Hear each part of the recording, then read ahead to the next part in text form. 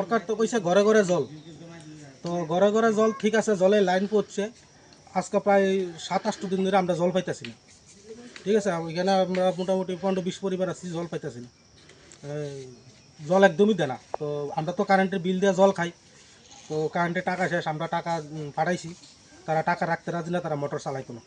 মেশিনটা কোন জায়গাতে? মেশিনটা আছে আমাদের পঞ্চায়েত মেম্বারের বাড়িতে। নাম কি ওনার? ওনার নাম হনুফা খাতুন। এটা কত নম্বর ওয়ার্ড? এটা 1 নম্বর ওয়ার্ড, কাঞ্চনমালা মুসলিম পাড়া।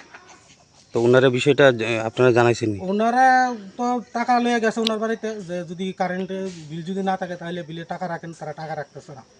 তো এখন এই সমস্যাতে জল কোন জায়গা থেকে আনতেছে?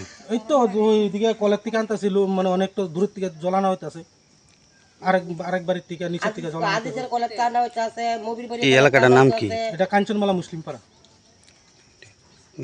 তো এখন আপনারা কি চাইতেছেন? আমরা চাইতেছি, আমরা জল চাই। সরকার তো কইছে ঘরে ঘরে জল, তাহলে কই বাস্তবে তো কোনো মিলতেছে না তো জল। আমরা তো জল পাইতাছি না, তো তাই মর্জি মতো তাই কাজ করতেছে। জল ছাড়া মানুষ কি বাঁচে কোন না? এতদিন ধরে জল নাই, খাওয়ানোর জল নাই, কিচ্ছু নাই। এই কিভাবে কি সম্ভব নি যে টিলা ভাইয়া মহিলারা গিয়ে জল আনতো? কষ্ট জানোস নি, এক কলা পানি লিয়ে আইতো এই পরিস্থিতি।